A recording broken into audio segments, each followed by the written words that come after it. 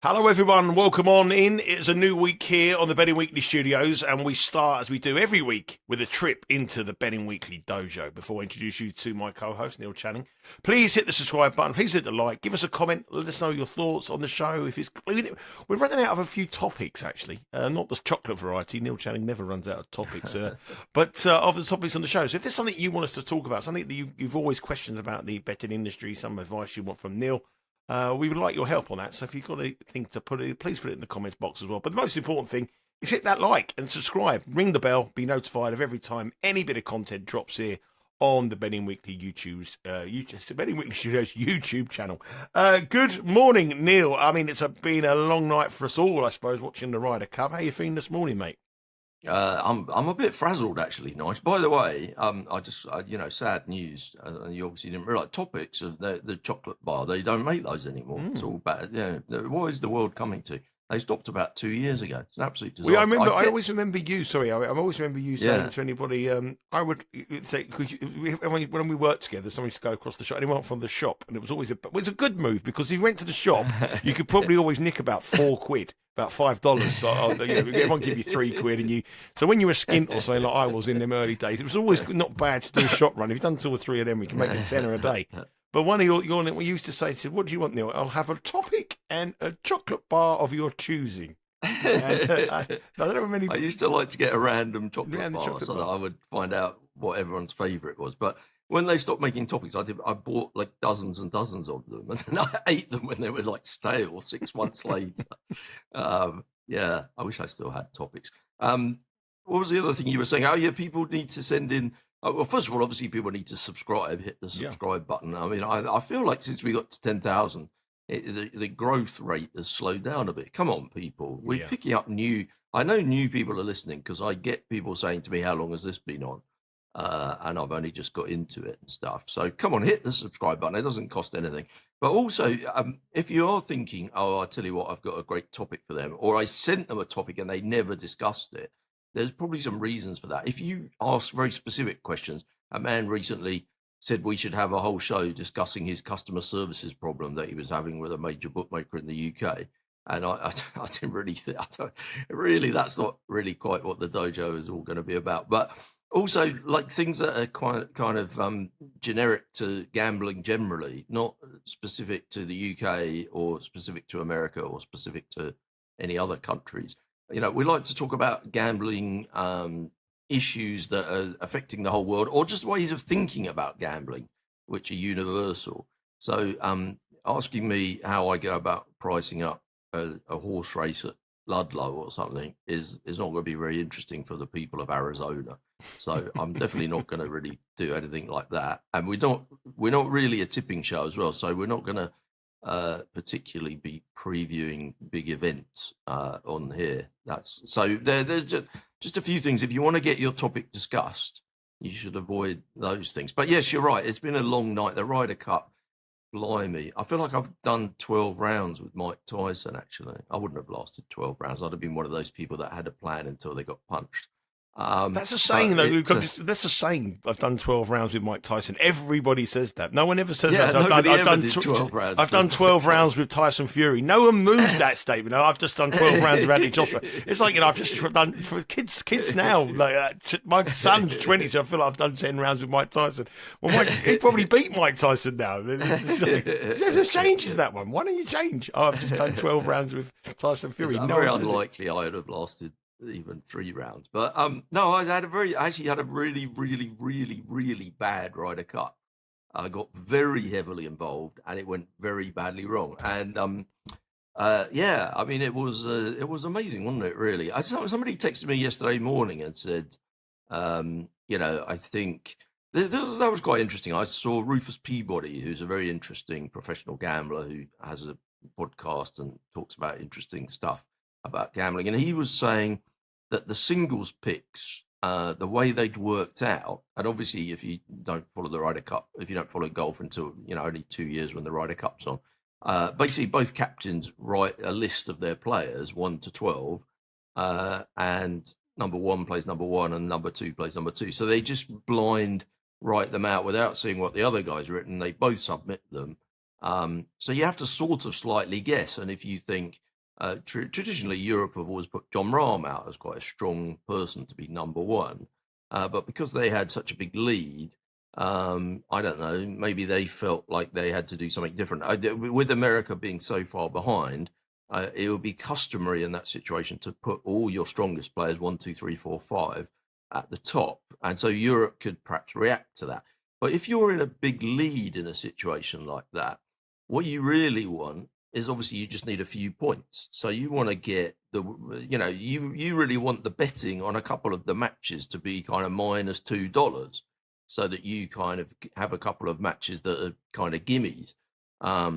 You don't want all of the matches to be -$1.10, -$1.20, because then it gets, even though America had to win a lot of those coin flips, they would be coin flips. So their accumulator of winning, their multi match parlay of winning all those points would be a whole bunch of -$1.10 chances, and not a whole bunch of minus. They don't want to have any -200s in there. So Europe could have thought about it and thought, well, America are bound to put some of their weak people near the bottom of the order, so we could put 2 or 3 of our really strong people in sort of 7th, 8th, and 9th. The trouble is, Neil, I mean, what Rufus is saying is right, but the problem is that there was no one in the European club team who would be -$2 against anyone in the American side. If you took the weakest link of the European side, let's say, well, someone like Burns would have been probably the weakest of him against Burns McIlroy. Against Rory would have been it would have been -200 for sure. That's true. Yeah. Well, I mean, that's one. So. I don't think there'd be many others. I mean, if you had, obviously Henley against, he's number 3 in the world. Henley wasn't one of their weakest ones, was he? He did play that bad. He's probably one of the weakest ones in the week. But I mean, I think maybe years ago when there was a big gulf between. I don't think Henley played that bad. He just got matched up with Scheffler, didn't he? Oh, the first day he was terrible. He was awful. Well, I put a tweet out. Don Henley could have done better than Russell. He was awful the first day. Anyway, so I got talking to a guy, and he said to me, well, because of the way the draw has come out, it's actually quite good for America, because they've got a lot of virtually pick-em games, and that's what they wanted. So he said, well, how can we best benefit from that? And he said, I'm gonna bet them. I'm gonna bet America to win 8-4 or better on the final day. And I said, well, that's okay, but, why don't you just make it easier for yourself? So America were -2,500 on the exchanges, or minus 3,000. European. Sorry, Europe were, yeah. Sorry, I think I said America. You're right. Europe were -3,000. So I said, well, you could just fade them at -3,000, and then, just assume that at some stage the US are going to get back into it. And just close out. So I said to him, why don't you just, and I did it myself, just put up -3,000 and then put up a back bet to bet them back again at -500. Well, at one stage they got to, sorry, I've got this bloody cough again. Excuse me. At one stage they got to -10,000. And there was money matched at -10,000. And then a bit later on, I think they traded at -175 at one stage. Europe, which is incredible, really. I mean, so from a kind of trading point of view, it was a hugely interesting thing. It was, but incredible. Yeah, somebody did. It was incredible. It was great to watch. Somebody said to me, but the other thing that happens always in these things, which I think is interesting from a betting market point of view, is that the TV companies are desperately keen that people don't switch off. So the commentators will always make out. There was a time where they were saying, "Oh my God, it's on a knife." That's exactly why I was going to. I was going to make that exact point to you last night, and I was going to message you and say, it was -3,000. Well, there was one point. It was 80-1 on, and he was going, "Oh, it's." And Nick Faldo's going, we're in trouble here. I don't know where we're going to get the points. And the projected score at the bottom was making the Europe were going to win by 5 points. And I only really got. Don't you think that the market slightly reflects that? That there becomes very much a panic in the market it changed very quickly from minus 3,000 to minus 1,000. I think, it didn't. There was a time where it just suddenly swept, and then it went from minus 1,000 to minus 500 and minus 200.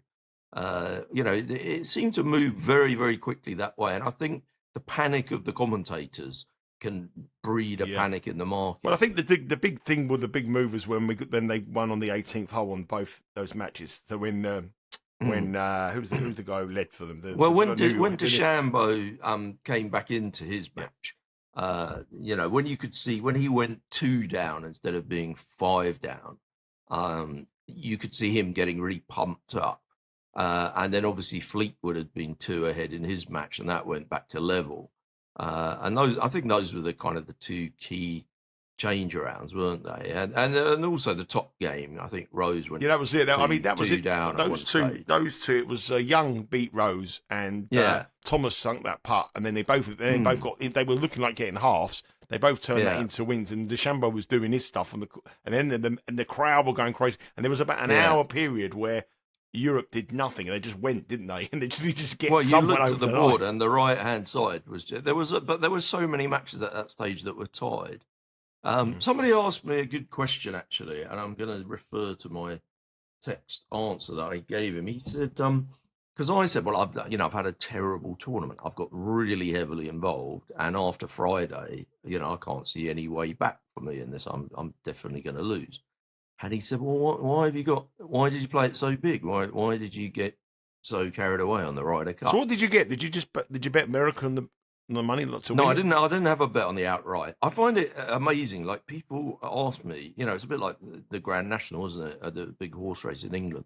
Every year, if you work in gambling, you get people texting you and saying who's going to win the Grand National. Like, it's the only race of the year for you. I mean, it might be the only race that they watch all year, but for me, it's like, it's quite. I do like the Grand National, and it's quite a big thing, but it doesn't mean to say I'm just guaranteed to get the winner because this is what I do. Loads of people texted me and said, who are you betting outright in the golf? And any of them that really knew me would know I'm very unlikely to have a bet on the outright because it's a market that's been knocked into shape over a 2-year period.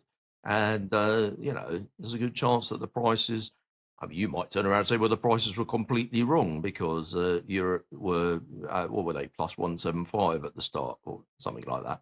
A lot of people would say, well, that was I saw a former friend of the show, Cupmaker Jeff, was saying that, if you didn't bet Europe, you missed one of the best bets of our generation. Did he say that after they picked the Ryder Cup? He didn't say it after the comeback. He was saying that after day 1, I think. But I did see a couple of people sort of saying that this was an opportunity that just comes along once in a lifetime and all this kind of stuff. I mean, I don't know about that. I don't really think in those markets there's big value, but I think that. I said this is how I answered the guy when he said to me, "Why did you get so involved?" And I don't know what you think about this because I think it goes back to a lot of the things that we often discuss in the dojo. So I thought it might be an interesting thing to talk about today.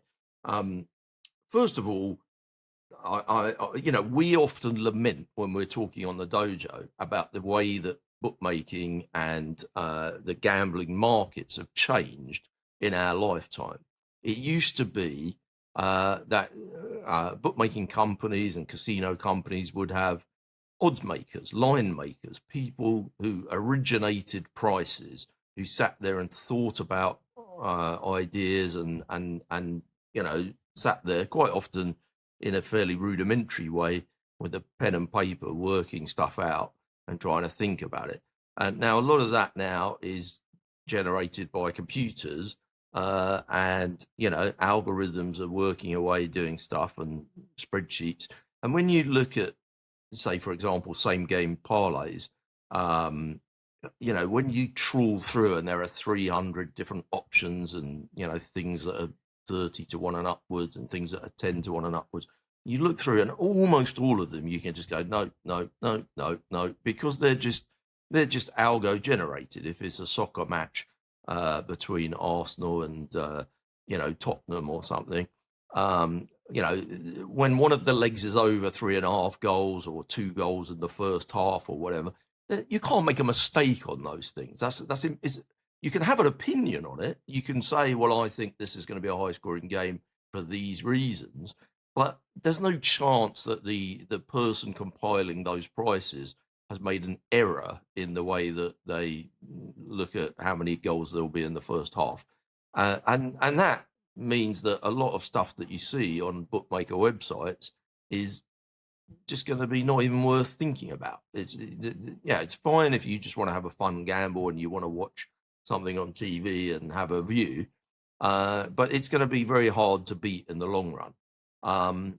When you get a situation where you can bet subjective information, where it's you against some other guy's opinion, well, I think that's my favorite part of gambling, and that's when I think I've got a chance. Now, I'm not saying that my opinion is always right. I'm not saying I'm the cleverest guy ever. I'm not saying that people that have opinions for a living, who work for casinos, online bookmakers, whatever, are stupid. I'm just saying that, one of the only things that we have that all these, algo users and whatever have is our experience. I think there's loads of things I'm not keeping up with in the way that gambling works. But what I do have is 40 years of looking back and knowing, compared to this situation that I saw 10 years ago or 5 years ago or 2 years ago, I know where it is on the scale. And I think that stuff really helps. So with the outright on the Ryder Cup, in terms of stuff like, I don't know, who's going to be the top scoring American, or who's going to be the top scoring European, or who's going to be the top scoring rookie, or who's going to be the top scoring captain's pick. Generally speaking, those are priced on, world rankings of the players, how suited they are to the course, whether they've been in form recently, those kind of things. But the subjective part of it is how much they're going to play. So, obviously no one's going to get the first bit wrong. Everybody knows the world ranking of all the players in the Ryder Cup. You can put them roughly in order of who the best player is and the worst player is, and you're not going to have too many disagreements on that. Everybody knows Scheffler's the best player, Rory's the second best player. The world rankings don't really lie on that kind of thing. If we were pricing this up as a 72-hole golf tournament, we would definitely have Scheffler as favourite and Rory as second favourite. And so that stuff is very reasonable. But whether you think that Scheffler's going to play 5 matches, or whether you think he's only going to play 4, or who you think is likely to be partnered with Scheffler, given that he's going to play 4 or 5 matches, is debatable. It's very debatable, and it's very interesting. And if I'm an odds compiler or a line maker or somebody that just works for an online bookmaker, and I just shove up my list for those things and then just leave it, which is essentially what they do, I'm at risk here, because from the day that they put those prices up, this is an in-running market. Long before a golf ball's been hit, this is an in-running market. When I'm looking on social media as a punter and I'm seeing, this expert thinks that these are the likely lineups for the foursomes, or I can go and research what kind of ball each player hits and then try and work out the pairings from that point of view. And then I can go back to past Ryder Cups and see who was partnered with who and which order they put them out in. All of that stuff changes according to the practice rounds that they do and how they pair them up. Now, I'm not saying that people working for online bookmakers don't see any of that, because it's all there and it's all available. It's all freely available public information. But I just don't think they react to it very well. They don't change their prices very much according to what's happening in the run up to the tournament. I just think you can get an edge like that. So the answer to the question, why did you get so involved, was because I think that they don't see it as an in-running market in the 2 days prior to the first golf ball being hit. And I do see it as an in-running market in those days. So I got quite heavily involved in things like who would tee off first for each team in the singles, who would tee off first for the US in the foursomes, who would be the top rookie, who would be the top US rookie, who would be the top point scorer for America, who would be the top point scorer overall. Sadly, I decided that Scotty Scheffler was very likely to play 5 matches and that he was very likely to be partnered with Russell Henley. And I thought that would be very good for Russell Henley, because being partnered with the #1 player in the world would get you more points than you'd expected. And it would also mean that you're likely to play more often, because if you win the foursomes on the first morning, playing with the #1 in the world, you might get picked in the afternoon. And I didn't think any of the other rookies would get picked as much as Russell Henley for that reason. So I had lots of money on Russell Henley to be the top rookie. No wonder you were defending him a minute ago. I had a lot of money on Scotty Scheffler to be the top scorer overall. The place terms with English bookmakers seemed to be very good on that. I think they were very good, but they weren't very good for Scotty. They're not very good if you only win 1 point. Yeah, I backed him to be the top US scorer. I backed him to hit the first shot of the Ryder Cup. I thought that was a really good bet. I thought that the Europeans would try and avoid the big American names in the foursomes, and they did that by putting Rory McIlroy in the 3rd match on the first morning. But yeah, I didn't think that Bryson DeChambeau would play in the foursomes, because I thought that, you know, he tends to spray it around off the tee, and that might not be his format, and that they would sit him and play him in the 4 balls in the afternoon. But yeah, I got that. Who hit the first shot? It was one of the Europeans, wasn't it? The Europeans. What, for the Americans? Or the Americans were Bryson. I know it was Bryson, but I think one of the Europeans. The Europeans did a funny one, didn't they? Because the Rahm was out first, but they didn't with Hatton. Yeah. But Hatton hit the first shot. Yeah. As I remember, I didn't actually play in that one. I think that's what happened. I think what you're saying about the playing the odds compiler is absolutely, you got to think exactly, the idea of second guess, and nobody's got any information. You think you've worked the research better than that, so it gives you some kind of edge. Unfortunately for you, it didn't work out on this occasion. But I also think it worked out very bad. But I also think it's very, very, very important in running as well, because the Ryder Cup offers scenarios where there's cheers going on all around the place. There is, the crowd are going pumped. There's no computer program in the world that can work out that, it'll work out what price Bryson DeChambeau is to win a hole against Fitzpatrick, but it's not taking into account the emotion that's going on in that period of time. And, I know, and I think that's another time where you can get an edge, apart from the traditional betting, where you're actually thinking about things a little bit more, and and the computer is telling you, well, this guy's a 66% chance to win this hole. They've played this hole 17 times. It's been this, it's been that, whatever. But on the final day of the singles in the Ryder Cup, that computer model could be way out.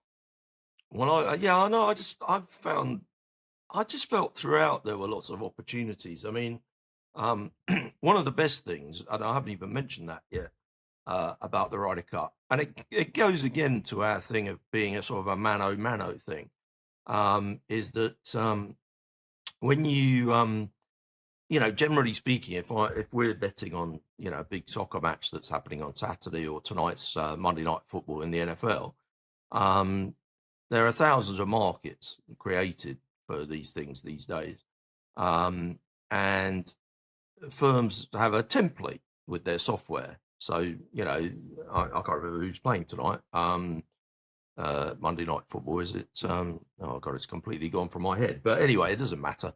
They'll have a template with the 2 teams, and they'll just bung them in. And, it'll produce the setup on their system. Is it Cincy against Denver? That will, so they'll type in Cincy and Denver, and it'll without I'm not saying that will produce the prices, but it'll produce the names of all the markets. Will Denver score? Sorry, do excuse me, this cough, I can't get rid of it. Will Denver score in the first X minutes or whatever? The names of the markets will be populated just by hitting a button. Now, that doesn't really work for the Ryder Cup, because I don't know why. It shouldn't be that difficult to do, but because they don't know the names of the players until the last minute, it seems like the companies struggle with their software. So the captains put out the names of the afternoon four balls just about as the foursomes are finishing. Sometimes there's one pairing that are still finishing off their match, and they'll bung in their afternoon players, and then that'll go up, and somebody will post it up on the internet, and the odds compilers will go away, the odds makers, and start having a look and trying to come up with some prices. But I was looking through the bookmakers in the UK, and the biggest bookmaker in the world, probably, they seem to have theirs up within 10 minutes of seeing the names of the players.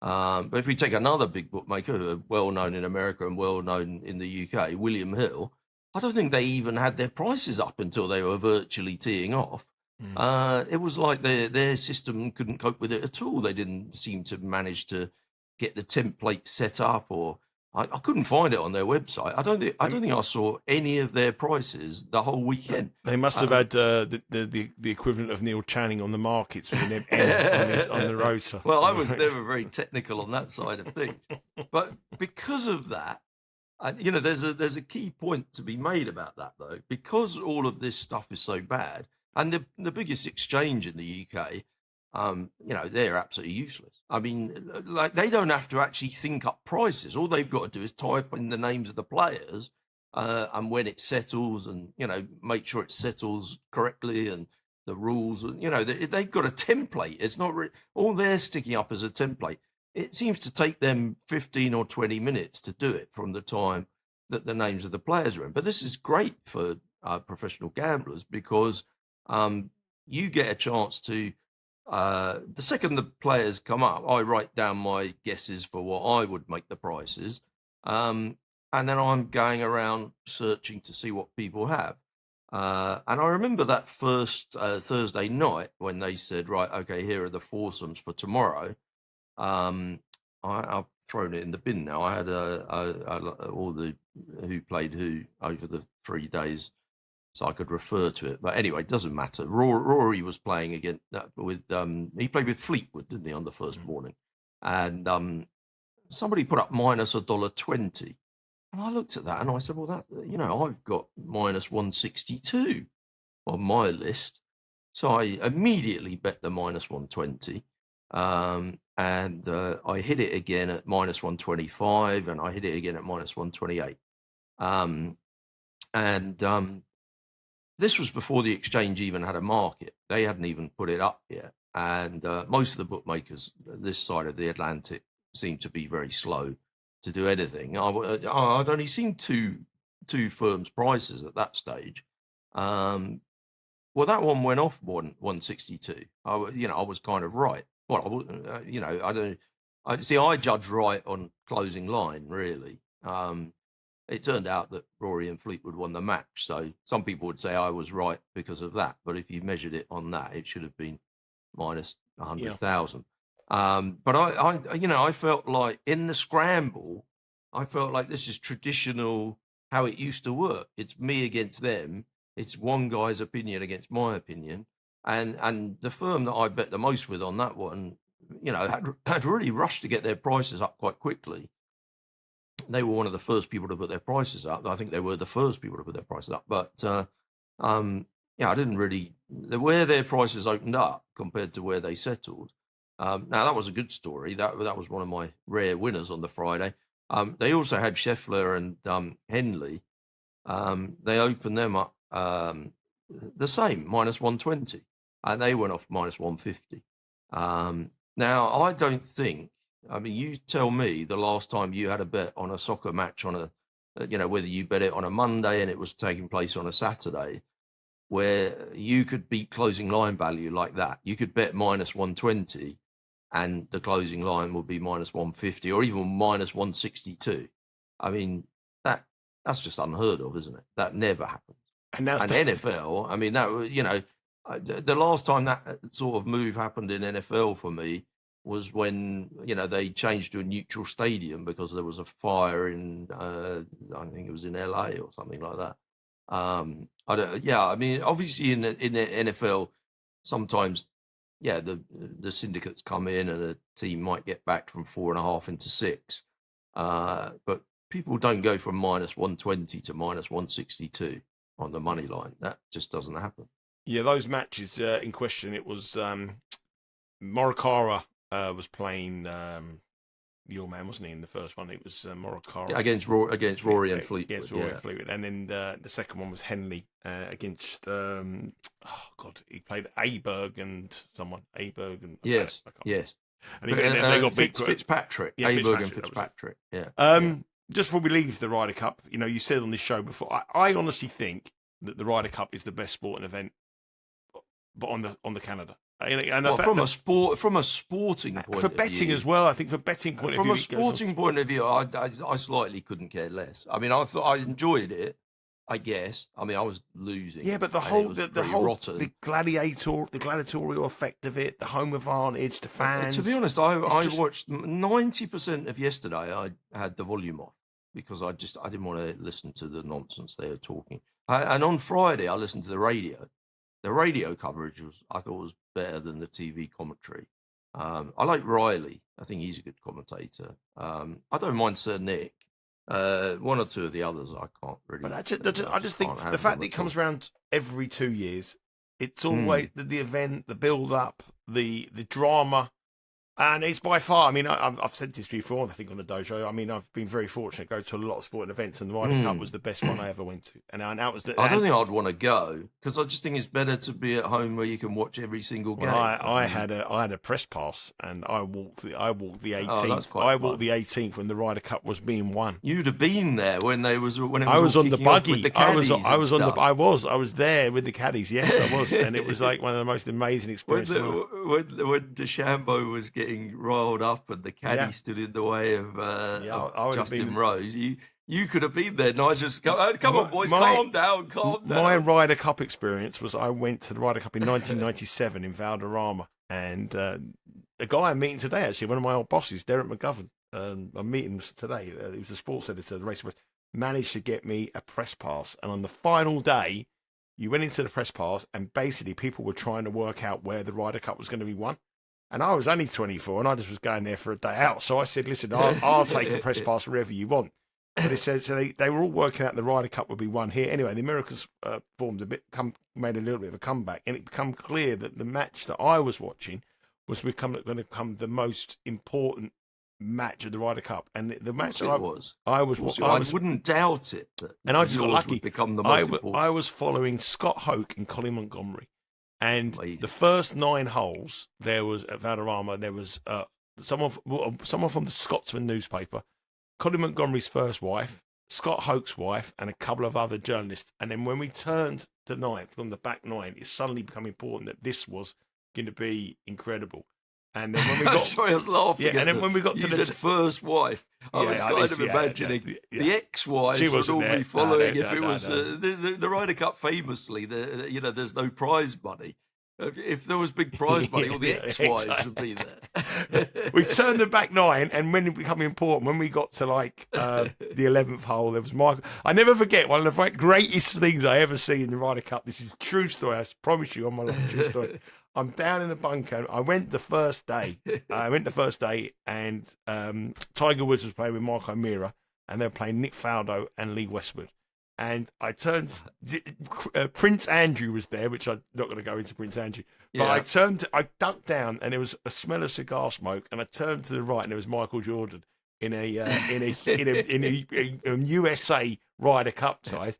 And then the European made the putt, and I heard this guy go, and he was to the left of me, and I heard this go, great putt, poshing, and I turned around, and it was Ronnie Corbett. To the right of me, Michael Jordan. To the left of me, Ronnie Corbett. I mean, that is just like how the two of them together. Like one of them was like 7'3", the other was 4'2". It was just unbelievable, unbelievable. But it was the best sporting event, and I think it's the best sporting event to bet on. Another bet to bet on start this weekend. I know the American viewers won't like this, but Strictly Come Dancing started. We've got to mention it because Neil obviously gave us Christmas calls, and he probably didn't watch anything of Strictly this week. No, I didn't. I actually watched it, Neil, and I think I found an angle. I'm going to share it with really? you. Just going to share it with you. Go on. There is, first thing I would say about this year strictly, obviously American people probably won't watch it, but we're just going to cover it very quickly. I think there's a huge gap between the people who can dance and people who can't dance, and it's some really, really bad. In America, it's called Dancing with the Stars. There's some really, just really, in case people really, are wondering what we're talking really about. bad people in it, really bad people. Yeah. But there's some exceptionally good ones, and the exceptionally good ones never really win it. You know, the public don't really go with the exceptionally good ones. So there's a guy called Lewis Cope who's an actor in a soap opera over here. He's basically a professional dancer. Done the West End, come third in a show called Dancing. So You Can Dance, a reality show. Yeah, I don't think he can win. But he can't win it. He's brilliant, but he can't win it. I've never even heard of him, but once I heard that he's like basically a professional dancer. The women that ring in, they don't vote for those people, do they? You need a story arc. You need to improve week by week, and people to think, oh, they're so good, they're trying really hard, and that kind of thing. Karen Kearney, she's excellent, but I think she's a women's football player. She's a women's soccer player. Okay. She's in it. She's great, but I don't think she can win. But the two, I think, the price. I think the favourite, George Clark, at 3-1, is a great bet. I think he's going to trade short because he's a YouTuber, podcaster, got loads of followers, and he's never danced before, never done anything before. And he was actually really, really good, and he's going to get better. And the journey he's going to. Well, I do think likable guy. It is women that vote, isn't it? And blokes generally win it. And the other one is. Do you think in years to come, when you're on Strictly Come Dancing, people will say, "Well, who the hell is he? I've never heard of him," and people will be saying, "No, he's a YouTuber. You know, he's finally got to 20,000 followers. He needs a few more people to hit like and subscribe." Well, he's on the. Haven't you seen him on the Dojo on a Monday? I got another funny story to tell you about that as well. But anyway, they'll give you another one. I'll give you another one. Harry Atkins Ateri, I think he's a really nice guy. He's had injury problems. He had surgery on a leg. He couldn't walk this time last year. He thought he didn't walk again. Really nice guy, gladiator, good-looking guy, real muscular, very, very good. He's a sprinter as well. Likeable story, 16-1. He'll trade short as well. So there's two little ones there. Right. But I said, did I tell you? I think I must have told you the story about this.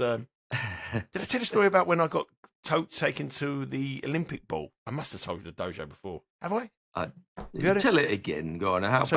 Basically, I was working for. I was doing some stuff for Setanta Sports News over in the UK, which was. Of course, you were. I'm sure I've told you the story. Anyway, I've gone to stuff to Setanta Sports News anyway, and it was before England, the United Kingdom got the Olympic bid in 2012, and they had a ball in 2011 for to celebrate. Anyway, I was doing this stuff for a children's charity called Sparks, and I met this guy, and I told this guy basically a load of rubbish that I was like a big presenter, and I'd done this, and I thought, well, showing off. But I was just doing this one betting show on a Saturday afternoon for 2 hours. But he thought I was like a presenter of it. But I didn't know that he was like the head. He used to hire all these really important people to go to functions. So I told him a little bit of the story. Anyway, he said, would you like to come to the Olympic ball?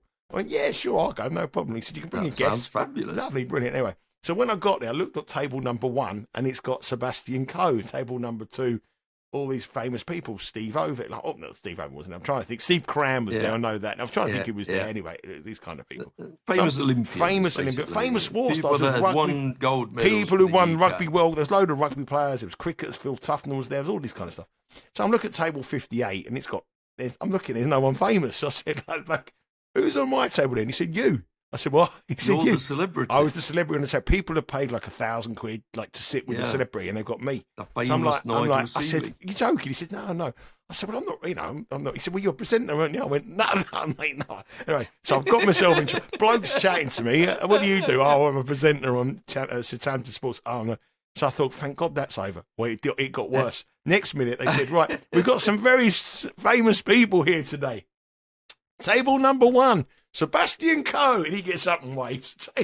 Table number 2. They did every table. They did every table, and I say this is true. I say this is true. There was 60. There was 60 tables, right? And this was 2010, 2011, right? I mean, were you table 58? I was 59. I was 59, and they were scraping the barrel. In table 58 was Nick There Knowles. was a weatherman from Anglia. No, Nick Knowles was table 58. Nick Knowles, so they thought I was on a level of Nick Knowles, who was a presenter on some DIY program. He's been in like loads of, he was 58. You I was guys were by the bathrooms. You won't believe he was table 60. This is true. I'll never forget, he had a garish shirt, and he had a white pair of shorts, and he a white pair of shoes, and he had a real garish suit. He was table number 60, and they thought at that moment in time, this bloke who was a blagger from Satanta Sports was more important than table 60. Who was table 60?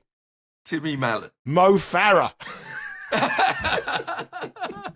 True, on my life, that is a true story. And I had to, table number 60, and I remember standing up going, from Satanta Sports, and I can see people going, Who's he? I've got a picture somewhere in the loft, I think it is. And everyone's got a dicky boat. They're looking at it. Who's this guy? 53, I'd have switched off slightly. I'm sure people were just kind of giving it a bit. Yeah, but they just like there was, really and then there was a ball at the end, and everyone was. I left. But anyway, it was Nige. But before we go, you should have been there networking. Wow, I just wanted to get out of the place. I was mortified. Anyway, before we go, let's it's our resident spot of the show on the dojo. Our look at the heart attack. And anybody bet them at the weekend wasn't having any problems with their health. There's a 3-0 win. And it wasn't a sweat, was it? Well, and the best news, Celtic dropping points. And now, but Celtic drew 0-0. Yeah. And Rangers only scored in the 96th minute to win their match. But they haven't moved. The odds are still about 750. Well, that's what I thought. I was going to say that to you. I mean, that just seemed a bit strange to me, really. Without Celtic and Rangers, there are still people betting on, to either come second behind one of Celtic and Rangers or to come third behind both of them. And you can still get minus 275. I know. It's madness. I mean, that seems absolutely insane to me. I thought they would easily be minus 600.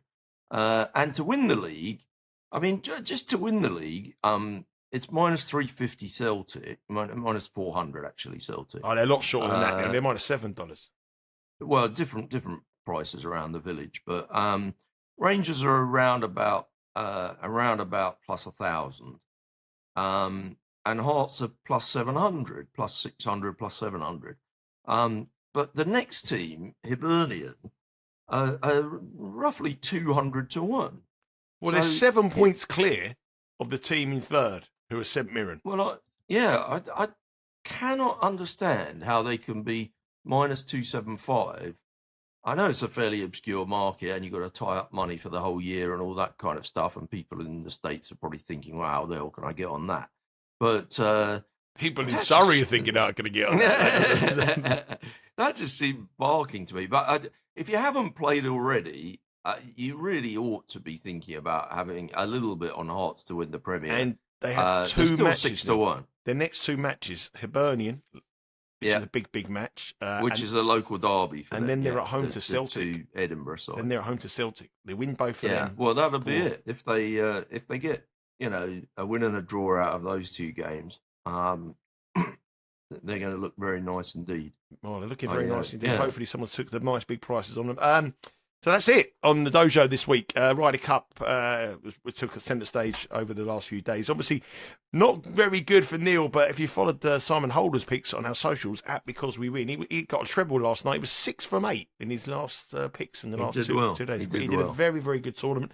And I'm out of him today. We're going to watch Everton v West Ham. We're on our way up to Merseyside to watch Everton v West Ham. You'll be able to follow our adventures. There'll be a few adventures on there on our socials at Because We Win. I'm there with Steve Wiss, Simon, and one of our American subscribers who's coming over and wants to meet up with us. So we're going to go to the football, enjoy some night out. Quickly today. On Hearts. Yep. I just got the prices up for next week against Hibs. They're minus $1.10. I'm quite surprised at that, to be honest with you. I'm definitely going to back them again next week. Yeah, minus $1.10. I think the bet will be the following week against Celtic. I mean, there'll probably be plus 275 at home to beat Celtic. I'd definitely bet them with the start there. But that's all on next week's dojo. We'll be talking about the heart attack issues. As I said, if there is anything you want to talk about, please hit put the comments in the bottom. Obviously, hit the like, hit the subscribe. That's very important for us as well. But obviously, if you want a subject, you want anything to talk about, please put it in there, and we will. I promise you, we will have a look at it and give you some attention on that, and answer any questions, and also give us any subjects that you give us some ideas for, because we've done this now for over a year, and it's quite hard each week to try and find something refreshing. So if you need a little bit of help on that one, so if there's anything you want us to explain or any questions you've always wanted about the gambling industry, please let us know in the comments box, and we'll try our best to answer that. Loads of content coming your way. It's Champions League week this week. Betting Weekly live, 11 o'clock Eastern time every day. I'm coming back from Liverpool to go on that tomorrow, and Game Bet Match. We've got to do 2 shows tomorrow. Steve Wiss as well. It's Will White. The Champions League guys are in great form in the last set of fixtures. Hopefully we continue that. Betting Weekly live is there. Betting Weekly tennis live Monday through to Wednesday. Hardball and Fast Break as well. And our new American football show, The Edge, brought to you by our team of American handicappers as well. That has been it for this week's Betting Weekly Dojo. We'll be back next week. Take care. Enjoy your bets. Thanks, Neil. And safe week. And good luck with everything. And we'll speak to you again next week. Take care.